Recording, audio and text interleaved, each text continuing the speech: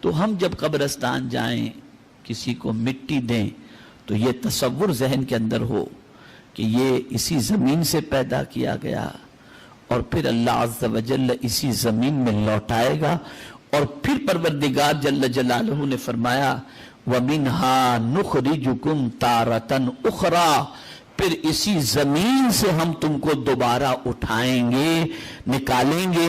تو پتہ چلا کہ ایک بار زمین میں انسان کو دفن جب کیا جاتا ہے تو وہ انسان ختم نہیں ہوتا، وہ انسان زمین ہی کے اندر رہتا ہے، لیکن پروردگار جب چاہے گا اس زمین سے اللہ عز و جل نکالے گا۔ تو میرے پیارے آقا صلی اللہ تعالی علیہ وسلم کے پیارے دیوانوں، اللہ نے ہمیں زمین سے پیدا کیا، زمین میں لوٹائے گا، زمین کے اندر سے اٹھائے گا، تو ہمیں چاہیے کہ ہم زمین پر اکڑ کے نہ چلیں۔ قرآن مقدس میں رب قدیر نے ارشاد فرمایا وَلَا تَمْشِ فِي الْأَرْضِ مَرَحًا، زمین پر اکڑ کے مت چلو، اکڑ کے مت چلو۔ اور صحابہ میں حضرت عبداللہ ابن مسعود رضی اللہ تعالیٰ عنہ ایسے صحابی تھے جن کی چال حضور کی چال جیسی تھی، وہ حضور کے چلنے کے انداز کے مطابق ہی چلا کرتے تھے۔ اور مدینے میں 7 فقیہ تھے، بڑے فقیہ، ان میں بھی پھر 2 تھے، ان 2 میں حضرت عبداللہ ابن مسعود کا مقام سب سے افضل و اعلیٰ ہے۔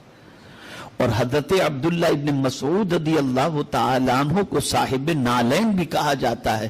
وہ کیا کرتے تھے؟ حضور کی نالین اپنی آستین میں لے کر کے چلا کرتے تھے، سرکار کی نالین مبارک کو اپنی آستین میں لے کر کے چلا کرتے تھے۔ یہ حضرت عبداللہ ابن مسعود کی شان تھی، اور اتنے بڑے فقیہ تھے، اتنے بڑے فقیہ تھے کہ اللہ اکبر اللہ اکبر، کہ جب کوفہ والے آئے مدینہ منورہ اور فاروق اعظم سے عرض کیا کہ ہمیں عبداللہ ابن مسعود کو دے دو، تو فاروق اعظم رضی اللہ تعالیٰ عنہ فرماتے ہیں حالانکہ مجھے عبداللہ ابن مسعود کی ضرورت ہے، لیکن اس کے باوجود میں تمہاری ضرورت کو فوقیت دیتے ہوئے عبداللہ ابن مسعود کو تمہیں دے رہا ہوں۔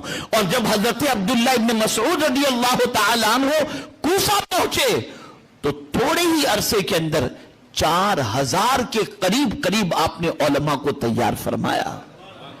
اور جب مولا علی کوفہ آئے تو جب استقبال کے لیے پہنچے تو یہ علماء کو لے کر کے سب پہنچے تھے، حضرت عبداللہ ابن مسعود رضی اللہ تعالیٰ عنہ۔ تو حضرت عبداللہ ابن مسعود رضی اللہ تعالیٰ عنہ کو علماء کے ساتھ جب حضرت مولا علی نے آتے دیکھا، اور جب حضرت عبداللہ ابن مسعود نے سب کا تعارف کرایا، تو جانتے ہیں مولا علی نے کیا فرمایا؟ مولا علی نے فرمایا اے اللہ عبداللہ ابن مسعود پر کرم فرما کہ اس نے علم سے پورے کوفہ کو بھر دیا ہے۔ اور جو کچھ مقام ملا حضرت عبداللہ ابن مسعود رضی اللہ تعالیٰ عنہ کو، وہ خدمت رسول کی بنیاد پر۔ ہمارے یہاں علماء ہی کی خدمت نہیں ہوتی، باباؤں کی خدمت خوب ہوتی ہے۔